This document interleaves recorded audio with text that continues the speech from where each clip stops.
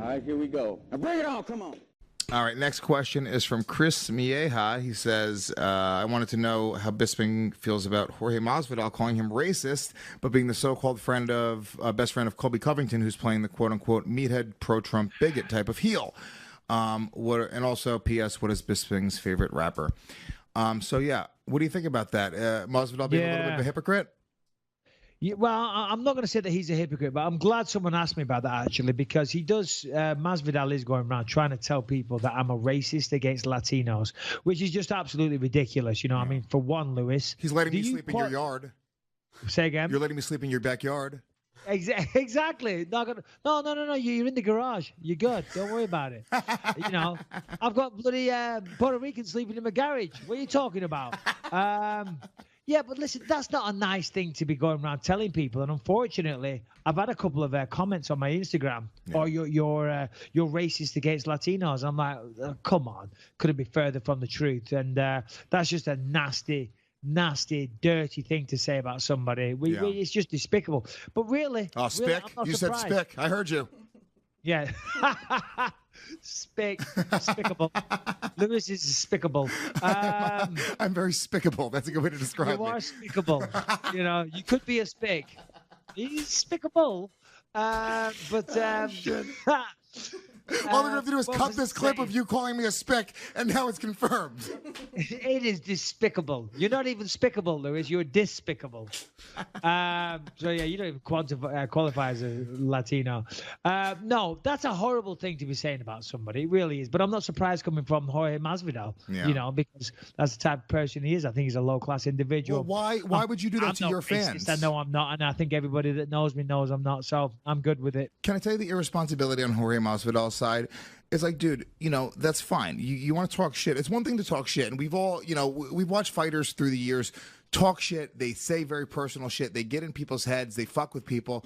But it's actually more fucked up to your fans because you have a lot of young fucking Latin kids or black people or whatever it is that look up to you that are kind of like listening to you as a leader. And whether you want to be a role model or not, you know, Jorge Masvidal, you're a role model to these people and you're tweeting stuff out and you're being dishonest because you know that Michael Bisping's not a racist person. You know that he's not a guy that fucking, I mean, dude, you're literally. Well, hold on. Maybe in his mind, maybe he thinks I am. I don't think we don't actually have a relationship. We don't have a relationship. I don't know Jorge Masvidal on a personal level whatsoever. I've never had an actual proper conversation with him about anything. So maybe he thinks I am. Maybe he hears me talking shit, whatever. And I don't know. I'm just trying to give him the benefit of the doubt. Well, I think it comes from you ripping up. That. I'll tell you right now, he's wrong. Utterly and completely wrong. But go ahead. Well, here's the thing. It all comes from you ripping up the Cuban flag. The Cuban flag. So it's this stupid thing where you happen to have this little paper flag, and now that he's holding on to this thing where, I'm telling you right now, this is a fact. If Romero was from Canada and you had a Canadian flag in front of you, you would have ripped up the Canadian flag. It was the moment. It's not about whatever. It's almost like this, dude. Like you want to hurt somebody. No, for sure. Absolutely. 100%. If it was Canadian, American, British, Scottish, French, whatever, and I had their flag, I would have ripped it up and thrown it at them. Let me tell you the story about how that happened. I've probably said it before, but one of the ladies that used to work on the UFC team at Fox, I don't know where it came from, but she actually had like a small miniature paper flag of Cuba. And right before I went down there, she handed it to me, like this miniature Cuban flag. Hold on, I need to come this way. And I'm like, oh, okay, cool. And I put it down. And then at the end of the third round, I think it was, Joel, he was leaning on the fence. He was tired. He was taking some breaths. And we made eye contact. He went, "Rah," and stuck his tongue out and said some shit. I'm like, what? And there was a Cuban flag there. So I ripped it up and threw it at him. There was no, I'm going to take a Cuban flag down to make a real stance against the Cuban people because I can't stand Cubans. No, not at all. I'm not racist against Cubans. I'm not racist against anybody. So, it is what it is. Say whatever you like. Peace and love. Peace and love. Oh, by the way, I think it's Jason Perillo's birthday today.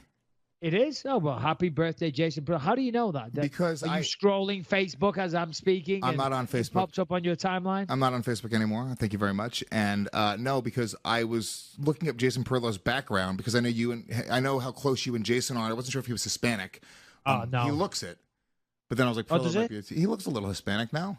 You better not call me again, then. Jesus Christ. I don't tarred with that brush.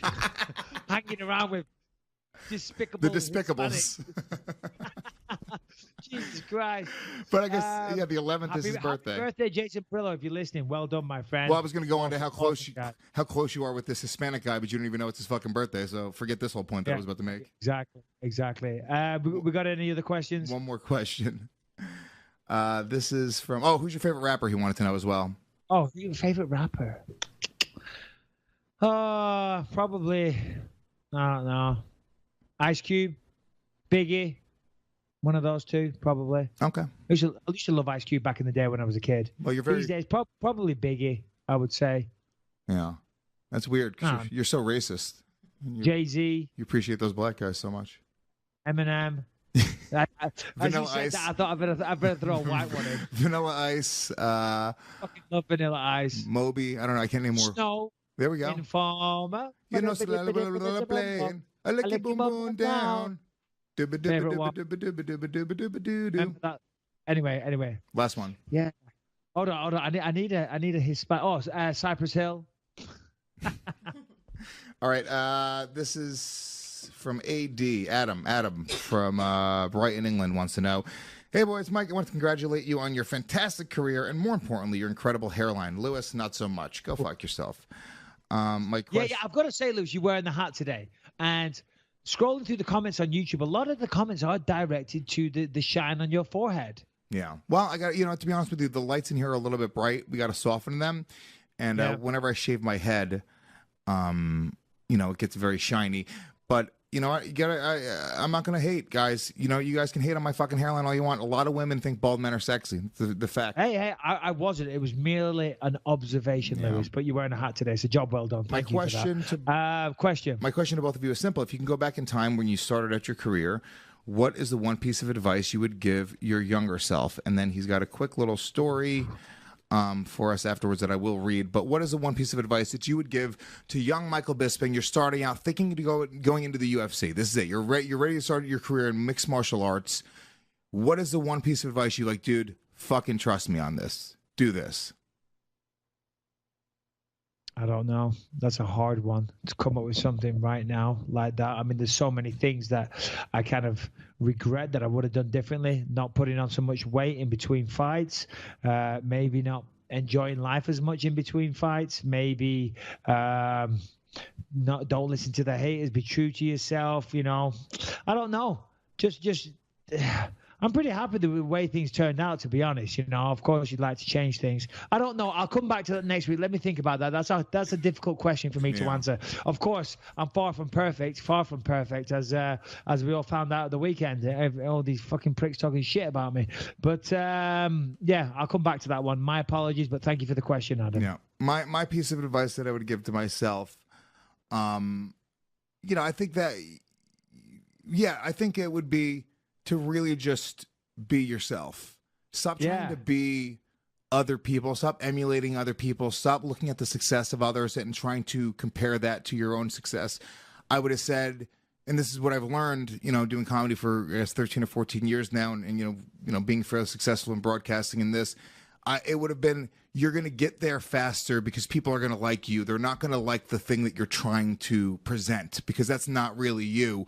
And as soon as when I'm comfortable and people kind of get like what I do, that's when I'm at my best. And I feel like I spent 10 years at least, 10 years trying to emulate other people and trying to like look at what other people were doing, going like, I got to do that. And the second I gave up on that and I just said, hey, dude, I'm going to literally get up every day and do what I want to do and really try to make myself happy creating, then everything blew up. The money and the happiness and the fans and all that other stuff, that was just a natural byproduct of me being happy about what I was creating.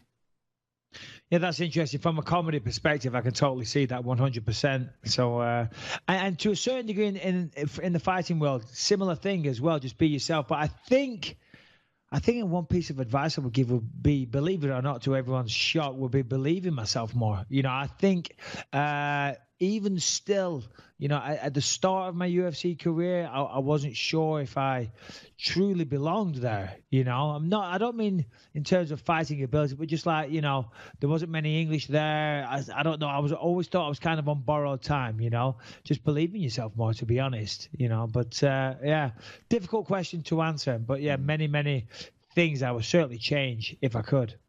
All right, gentlemen, let's talk about one of our incredible sponsors, which is Keeps. Keeps is designed for guys who want to stop hair loss. I wish I would have found out about Keeps when I was 18 years old when I started losing my hair. They use a scientific and affordable approach. Keeps is the easiest way to stop hair loss before it's too late. It really works, and it is completely safe. Yeah, Keeps offers generic versions of the only 2 FDA-approved hair loss products out there. Some of you have probably tried them before, actually, but you've never gotten them this easy or for this price.